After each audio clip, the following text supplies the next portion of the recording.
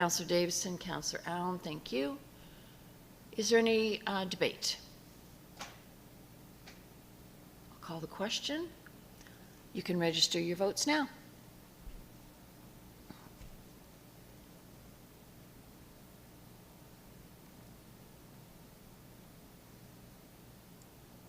And that's passed unanimously. Thank you, Ms. Jacob. The next item that we have before us is an application to enter into a development agreement at 1441 Church Street in Port Williams, and that file belongs to Ms. Katie Ullman, and she is joining us virtually today. So it's all yours, Ms. Ullman. Can you hear me? Yes. Okay, so this is a development agreement application for Planters Ridge Winery located at 1441 Church Street in Port Williams, PID 55037188. So the background and proposal, John McClarty and Lisa Law have applied to enter into a development agreement to permit the addition of a restaurant, expanded tasting area, and event venue located within the existing winery structure on their property.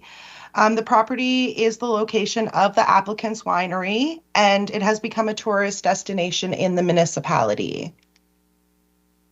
This is the approximate location at 1441 Church Street in Port Williams. This is an aerial photo of the subject property.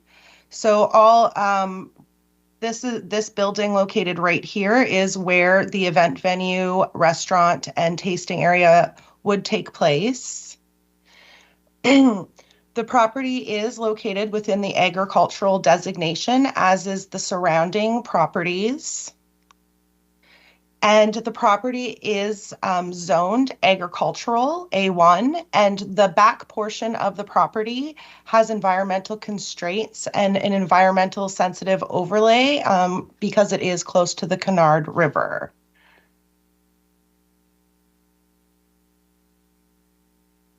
So a municipal planner conducted a site visit on the subject property on December 12th, 2022. The applicant and planner walked around the interior of the winery building, and the applicant explained how the changes in the space would occur and the intent behind the planning application. These are photos of the access off of Church Street and the proposed parking areas.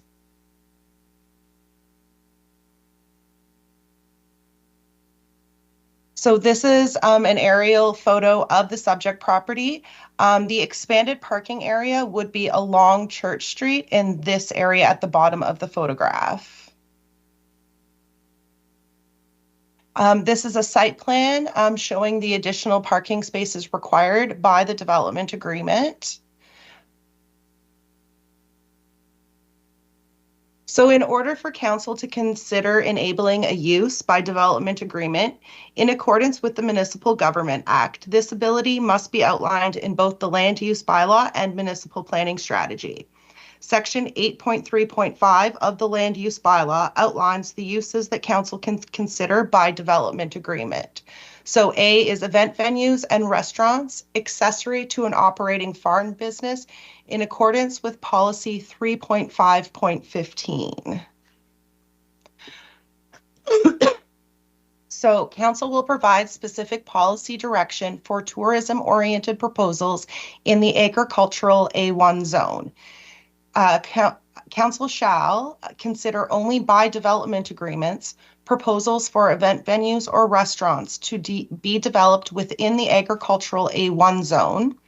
In evaluating such development agreements, council shall be satisfied that the proposal A is an accessory to an operating farm business and the owner's income from the farming business for the previous year exceeds the income of all other sources.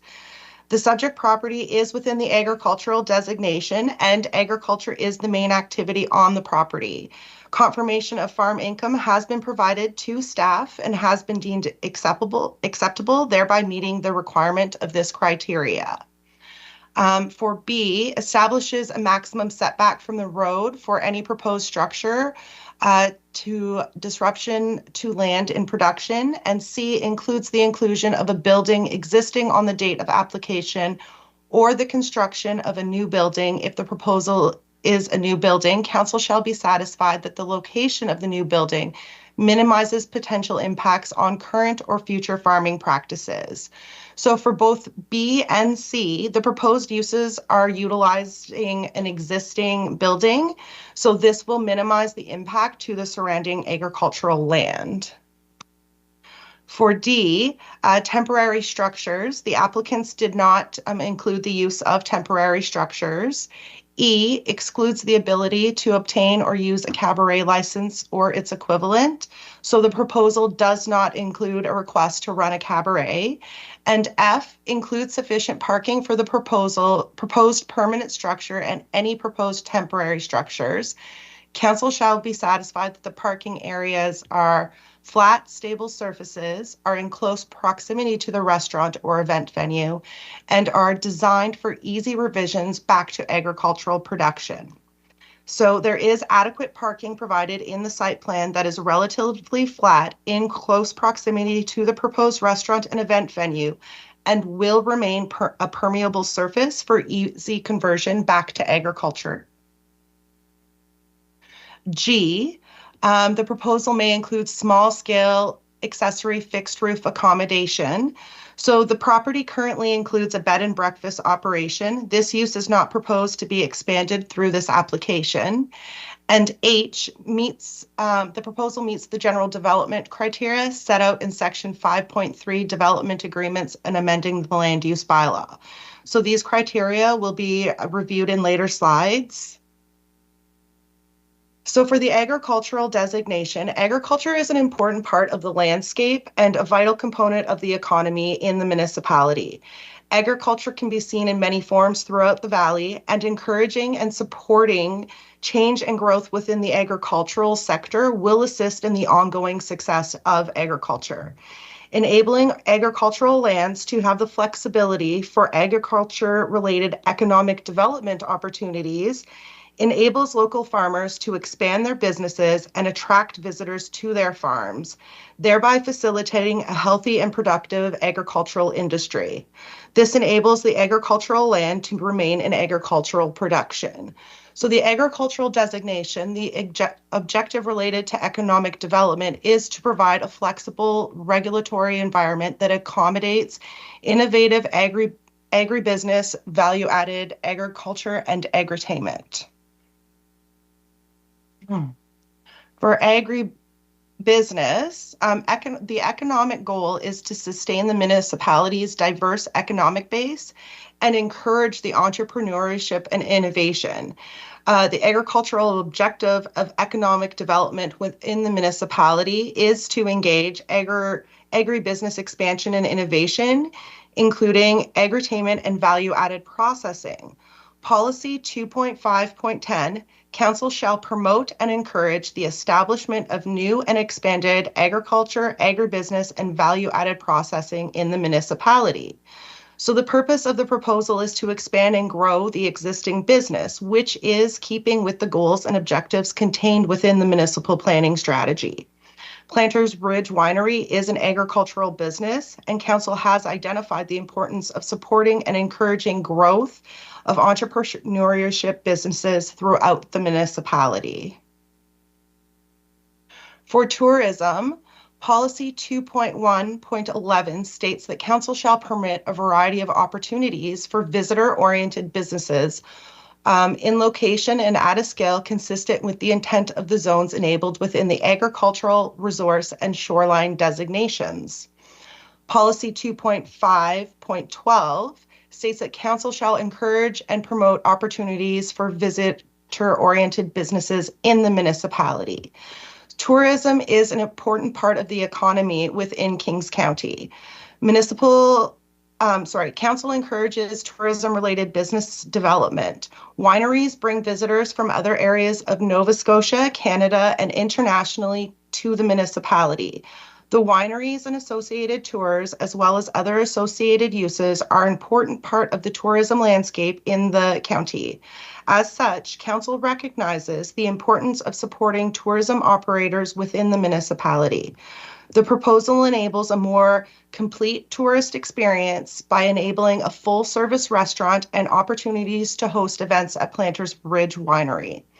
The economic impacts this could have on the surrounding local businesses means more tourism and revenue in the local area. For the general development agreement criteria, in terms of other general development criteria contained within the municipal planning strategy, there are no additional costs to the municipality with relation to this development agreement.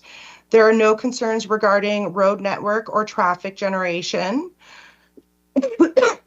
There is feasibility of service. There is adequacy of storm drainage. There is compatibility with land use. There are no foreseen land use conflicts with neighboring farms. We received no comments from any of the neighbors with regards to this. And there is adequate fire services. So the draft development agreement, these are some of the key points, permitting the operation of an event venue and restaurant within the existing winery building, establishing hours of operation, permitting operating between the hours of 8 a.m. and 1 a.m. on weekends and 8 a.m. and 10 p.m. on weekdays, permitting a portion of the lower level of the winery building to be repurposed as a commercial use to be used as an additional tasting area, and the development agreement also regulates the provision of parking. So this is the development agreement process. Right now we are at the Planning Advisory Committee. A public information meeting was held at the Port Williams Community Center, February 28th, 2023 at 6 p.m.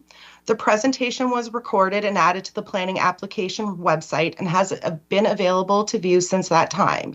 An advertisement was also placed in the February 18th, 2023 edition of the Valley Journal Advertiser, and property owners within 500 feet of the subject property were notified by letter mail. There were eight people in attendance at the PIM, including village commissioners, the fire chief, and the applicant. The comments received were positive, including that it would be a positive for economic growth in the village. There was no opposition from the public to the proposed development agreement or proposed uses.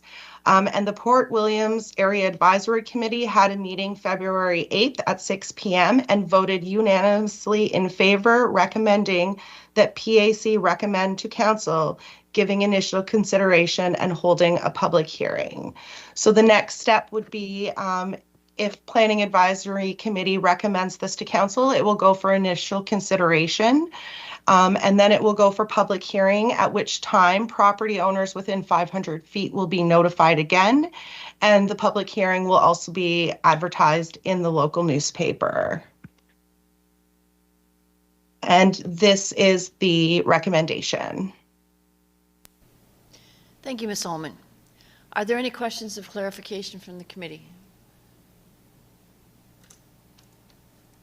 Councillor Allen. Thank you, Madam Chair. Through you to Katie. Under the number 7, the summary of draft development agreement, the hours of operation, who determines that? Is that negotiated with the applicant and the planning department, or what? Concerning through you. Yes. Through you, Madam Chair, to Councillor Allen. It is a negotiation between staff and the applicants, being mindful that there are residential properties in close proximity. So, we had to come to an agreement on what would be realistic for their business, but also be mindful that they do have residential neighbors nearby. What would be the latest it could operate on a weekend? It's here 1 o'clock, but could they negotiate it to operate longer? Or is that the maximum? Through you, Madam Chair, to Councillor Allen, 1 p.m. is what we deemed reasonable. I'm not sure with other development agreements if we've allowed later. Maybe Laura could clarify that. Ms. Mosher? Through you, Madam Chair, to Councillor Allen, 1 a.m. is the latest we've got in any of our event venue development agreements. In theory, one could negotiate something later, but that's not something we've ever had requested as yet, and not sure how we would approach that if we had that request. But currently, these are the hours of operations that are in all of our event venue DAs. Thank you. Thank you. Are there any other questions of clarification? Mr. Morris? Thank you, Madam Chair. My question relates to the parking. So I understand, I just wanted to clarify that the parking being proposed is to meet the minimum requirement in the land use bylaw, and or is there additional parking being either requested by the applicant or staff? Through you, Madam Chair. So the parking that is required is the minimum through the land use bylaw. The applicants did state they would not be having the restaurant and event venues operating at the same time. And because they were kind of, there's not a lot of space on their property to add additional parking, we worked with them and they were able to meet the minimum parking in the bylaw. They're aware that they cannot operate their restaurant at the same time they're having events because they would not have enough parking. Thank you. Thank you. I did have one question. If you could put the site plan back up? Hopefully that's not too hard.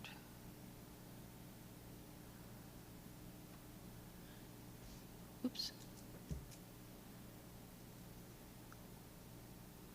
Right there, yeah. So I'm assuming that the gold that's highlighted on this particular site plan that's the existing building that they're just going to repurpose? Through you, Madam Chair, to you, yes. So the brownish color on it, that was a deck that they had added as an addition to the winery building previously. So that they used the plans from that and then upgraded the parking on it. So it will be this winery and deck where the event venue and restaurant will take place. Okay. Because there's also a gold piece on the back of what I assume is the bed and breakfast. So those aren't like new additions to those particular items. They're just denoting decks on each building. Is that correct? That is correct, yes. Thank you. Okay, are there any further questions or clarification?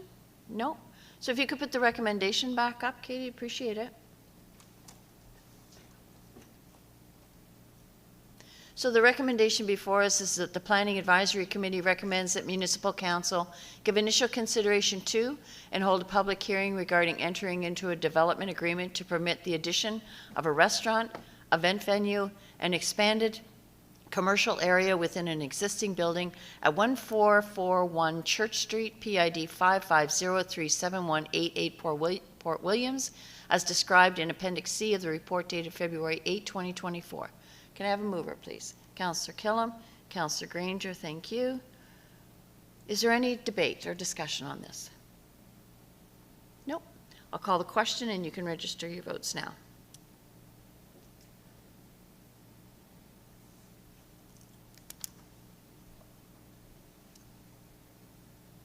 That's unanimous. Thank you very much, Ms. Ullman. I hope you're feeling better. Thank you. The next item on our agenda is an application for a substantive amendment to a development agreement in Canning. And that file belongs to Ms. Mosher. And your mic is on. It's all yours. Thank you, Madam Chair. Here we are at Planning Advisory Committee again. My apologies, the date on that slide is incorrect. That will get updated. We are here to consider a substantive amendment to the approved development agreement for a comprehensive neighborhood development in the southeastern quadrant of the intersection of J. Jordan Road and Summer Street in Canning. And the PIDs are on this slide. So by way of reminder, the approved proposal, so there is an existing development agreement on the subject properties that permits the following. It permits a comprehensive neighborhood development in 2 phases, where phase 1 at the southern end of the subject properties consists of 2 multi-unit dwellings and an amenity building with a total residential unit count of 140 units. Phase 2 permits 4 multi-unit dwellings, 2 amenity buildings, and a total of 280 multi-unit residential units, as well as 22 townhouse dwellings. Our amended proposal comes from the developer again, with the rationale behind the application to amend the development agreement is that due to the financial situation in the economy at the moment, it has been difficult with regards to financing and to provide units at affordable rates. The developer has indicated that he is looking to be able to provide units at more affordable rates than initially proposed. And so that has meant redesigning the buildings in some ways to have smaller footprints, fewer units, lower building heights potentially, and at least initially the removal of underground parking to, create a better financial pro forma for the overall development. So the substantive amendment would apply only to phase 2 of the proposed development, and it would simply reallocate the approved units. So we saw on the previous slide 302 units in phase 2. These would be permitted to be reallocated into still a mix of townhouse and multi-unit dwellings, but with greater flexibility in terms of the overall composition within each building. It could also include the addition of additional buildings, so a greater number of smaller buildings could be possible through this amendment. So the options for council are to approve the amendment to the development agreement, and the changes to the overall development would move forward. But it's also important to remember that the application is only to amend the development agreement. Should council refuse the amendment, the development could proceed in accordance with the approved development agreement. So this is the approved site plan. So north, this is Summer Street here on the left-hand side of the screen. Our north arrow is here, so north is to the left. J. Jordan Road runs along the bottom of the screen. The original DA approved a public road here with townhouse units along the west side of the public road and a small bank of townhouse units on the east side. Here we see our 2 multi-unit dwellings with an amenity building in between, and down along the south end of the site, similarly, 2 additional multi-unit dwellings with the amenity building. The applicant did submit a revised site plan as part of the application. So this site plan shows the elimination of the townhouse units on the east side of the street, but these units have been absorbed into the proposed multi-unit dwelling. So this site plan shows 5 multi-unit dwellings and 1 amenity building with parking surrounding the buildings. So that was the plan as submitted. The plan did change a little bit as we went through the processing of the application, and we'll go over those changes as well. So as a reminder, these are the subject properties. They consist of 22.25 acres of land that are currently vacant. There are 3 access points to the subject properties, 2 of which are off J. Jordan Road and 1 is off Summer Street. The property is somewhat vegetated, although areas have been cleared by the developer since the approval of the development agreement, but it's mostly scrub land, very difficult to traverse, a lot of alders, and some topography that makes it difficult to walk through the site. The subject properties are in 2 different zones. The bulk of the properties are in the R5 zone, with 2 of our access points in the R2 zone. By way of policy review, I'm going to go through these policies fairly quickly, simply because we have reviewed them before, and we have an approved development agreement that was entered into on the basis of these policies. So 3.1.14 enables council to consider including lands that are not within the R5 zone within the development agreement, provided those lands abut the zone and that they assist in either protecting the natural environment, improve transportation linkages. And in this case, the two R2 parcels abut the R5 and are critical for the new public road, as they are the two access points for that road. Policy 3.1.13 lists the criteria that council is intended to consider when entering into such a development agreement. So criteria A requires that the uses are consistent with the residential designation. That would include residential uses as well as community and recreation facilities and small-scale commercial. This application consists of residential uses and has an option in the future for some small-scale commercial. We'll go over that when I summarize the development agreement. Council's meant to include a mix of housing types, so not just a single built form, not just one units, and not just multi-units either. This one includes multi-unit dwellings and townhouse dwellings. C requires a minimum density of 4 units per acre. This application comes in at just under 20 units per acre, so we've met this criteria as well. D requires that the development has a neutral or positive impact on municipal finances, and in our previous application review of this proposal, it was determined that a shared revenue of $770,000 a year combined for the municipality and the village would be generated through tax assessment and would come with a cost of $21,500 for the maintenance of the road and associated infrastructure. E requires appropriate phasing to minimize the creation of vacant parcels, but as we saw on our aerial photo, the properties all along the roadways are developed already, and so these parcels are already considered infill parcels and are already vacant. So we would not be creating new vacant parcels and making the situation worse. F requires that the development results in efficient public infrastructure, and our previous review did show that the infrastructure would be efficient. And G requires that the development encourages active transportation through the inclusion of appropriate infrastructure. This one encourages active transportation through the provision of a sidewalk along the new public road and a walking trail throughout the subject properties. Criteria H requires that low-impact stormwater management approaches be implemented in order to protect the environment. For the most part, we did not require the developer to prepare new studies for this proposal, as a traffic study, servicing study, and drainage were prepared at the initial application.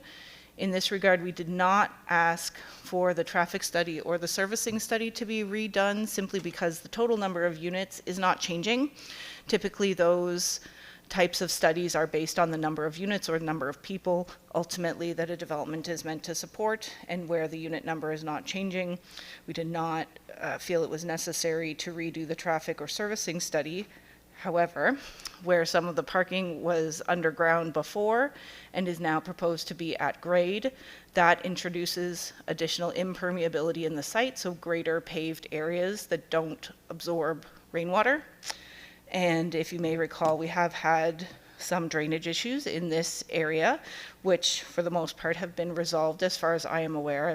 We have not heard from the community in terms of ongoing drainage issues, so I believe that the developer, having installed some additional mitigative measures to control stormwater, this has been addressed in the short term. And in the long term, we did ask that a new drainage plan be submitted, indicating the total increase in impermeability on the site, as well as what is being done to address it.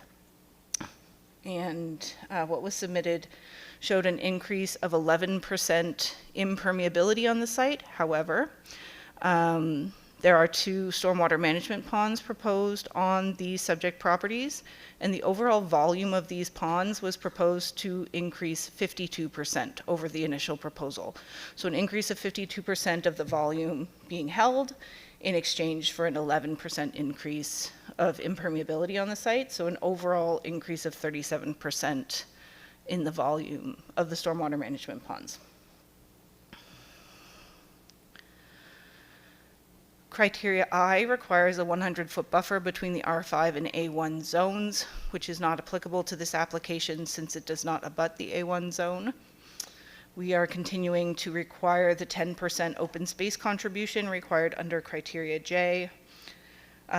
Criteria K is not applicable either, as alternative road and lot standards are not contemplated. L requires vehicular and pedestrian linkages, which are provided through the new public road, as well as the provision of a sidewalk along that road. This is meant to complement existing and planned development in Canning.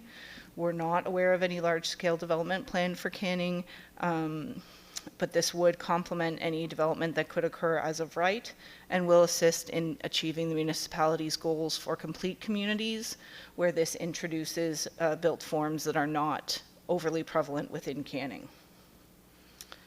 And N meets the general criteria contained in policy 5.3.7. So this is our standard policy, and as we've reviewed, this is in keeping with the intent of the municipal planning strategy. We've determined that it will have a positive financial impact on the municipality. Staff are of the opinion that this would be, that land use compatibility is achieved through this proposal and especially through this amendment. In consulting with the school boards, as well as the Department of Public Works and the fire department, as well as the village, in our last iteration of this application, staff were satisfied that those criteria were met in that no significant negative impacts would be felt. We spoke about the drainage, and this has been addressed, wherein the developer is going over and above the requirements for any increased post-development drainage. This will not have any negative impacts on the well fields. We don't expect any pollution. There are no lakes nearby, and this is not overly close to any neighboring farming operations. The site is suitable for development in terms of grades, soils, geologic conditions, etc. And with that, I will summarize the development agreement for you. So the amendment maintains the permission for 442 residential units and continues to regulate the maximum number of residential units within a multi-unit dwelling and the maximum height. So additional buildings of smaller heights and smaller number of units would be permitted. We are no longer regulating the total number of buildings that could be built. However, we are regulating the amount and location of parking. One thing we did ask of the developer with that previous site plan, this is a revised site plan to show the overall concept. We requested of the developer that the parking not be located between the multi-unit dwellings and the streets, with the idea being that this would enable greater pedestrian access to the buildings and be more visually pleasing from the public street. But again, this site plan is conceptual in nature. We were looking to have flexibility for the developer in developing these units and have not required building footprints to control the overall location of the buildings. We have asked and written into the development agreement that these buildings meet the lot requirements of the R4 zone. The development agreement continues to regulate subdivision and enables the development of neighborhood commercial uses through a non-substantive amendment.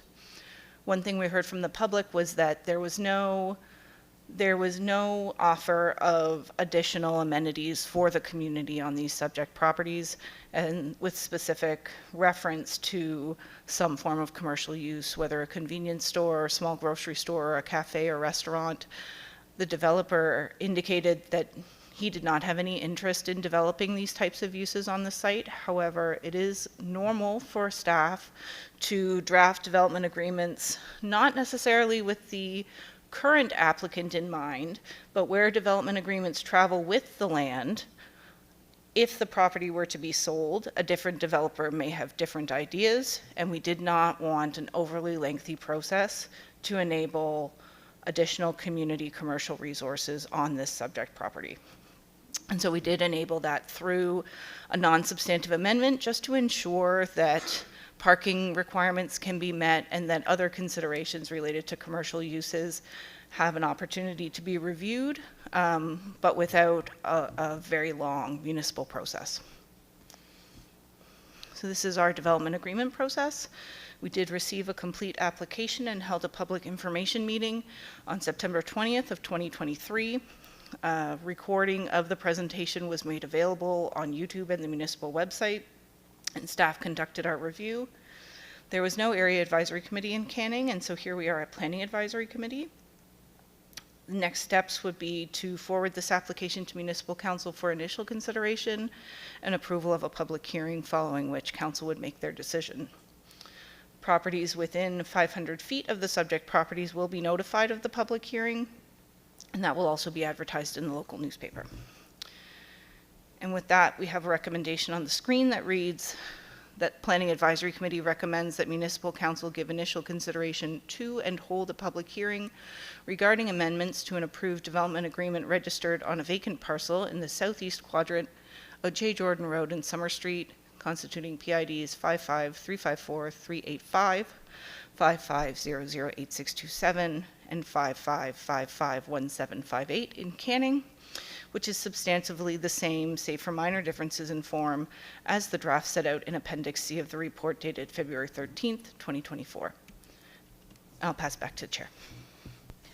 Thank you, Ms. Mosier. Are there any questions or clarification from the committee? Mr. Morris. Thank you, Madam Chair. My first question related to the unit count and the building mix. It was great to see there's additional flexibility being built in there. I'm just wondering if you could just briefly go over the parking and what would be considered a substantive change there if there needed to be further changes to the parking. I think you had said maybe that would be a substantive change, but if you could just briefly review the parking again, please. Sure. So, well, maybe I'll go back to the original site plan that was submitted. So here is the site plan submitted with this application. We can see parking lots here and here and here. And at a staff level, we felt that that wasn't going to create an overly amazing pedestrian experience on that new road to have fairly large parking lots right next to the street. And so what we required in the development agreement was something closer to this, where the parking is tucked in behind the buildings, one, so that it's not visible, but also so that this whole area can be landscaped and provide a more attractive experience for pedestrians and other residents in the neighborhood. And so the development agreement just simply states that parking areas are not permitted to be located between the front of the building and the new public road. Okay, thank you. Through the chair, so if if there needed to be a building shifted and the parking arranged in some other fashion, so long as it's not near the public road, that would be fine. Through you, Madam Chair, to Mr. Morse, yes, that's correct. Okay, excellent, thank you. Thank you. Ms. Friars? Thank you, Madam Chair. Just for clarification for me, the initial, we've been looking at the Phase 2 plan. I just wanted to be clear what was Phase 1 and what was Phase 2. Through you, Madam Chair, to Ms. Friars, yes, that's correct. We're looking at Phase 2. Okay. The development agreement, while we have Phase 2 and Phase 1 and Phase 2, there's no order required. Normally when we do phasing, it's to ensure that if you have a big site, especially if it's on the edge of a community, oftentimes these large sites are on the edge of communities, that the part of the site furthest away doesn't get developed first with a great big gap in between the existing communities and the new development. But where this is an interior site in an existing block that has been developed, we were not overly concerned in which phase was developed first. We maybe could have named them differently, but 1 and 2 seemed to make sense. It's fine. Thank you. Thank you. Are there any other questions of clarification? I have a couple. If you could put the new site plan up, that'd be great. What is there's a square. I'm assuming there's an amended, yeah, that. What is that? That is labeled pickleball courts. Okay. That was very popular with the public. We've not written that in, so there's no guarantee pickleball courts will show up, but that is what is depicted there. Okay, okay. And my second question is, in the way we're going through this, it says that you had a public information meeting, and I know that everyone here is aware that the first time we went through this, the process was contentious, and that's being kind.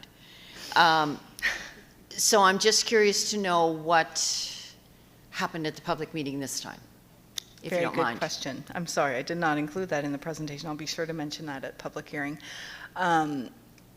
There was great interest. There was about 40 people that came to the meeting, a lot of questions.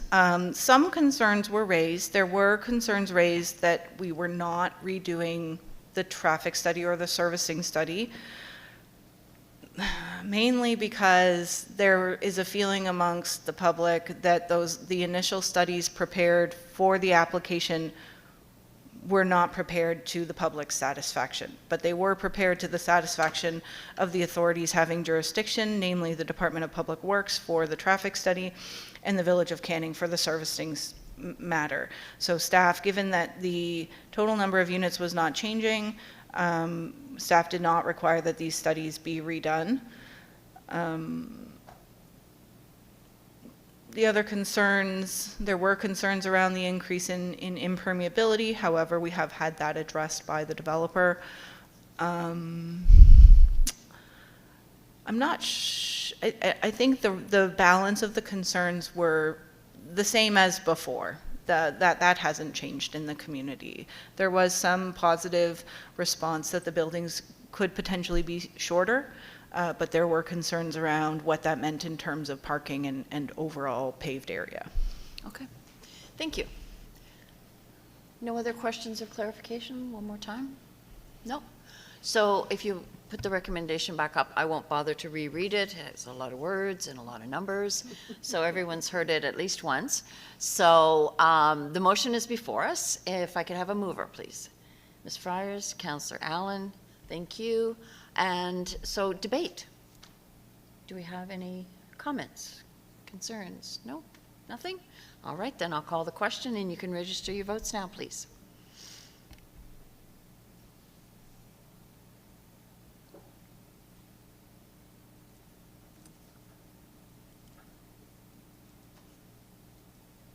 And that is unanimous. Thank you very much. Thank you, Ms. Mosier. So that is all of the items as far as business goes. Is there anything else that the committee would like to bring before us as far as business goes? Nope. Okay. So the date of our next meeting is March 12th, 2024, 1 p.m. in these chambers. Hopefully we'll all be here. And at this point, we have an opportunity for comments from the public. We only have one member of the public with us, and he doesn't look like he's jumping out of his seat.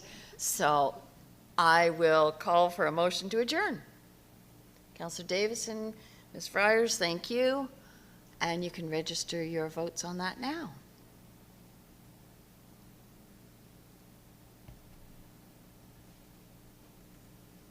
And we'll wait for the results. I thank you all for coming. Hopefully there's no snow in our future. And if there is, we get home before it hits. Thank you all for coming. Thanks.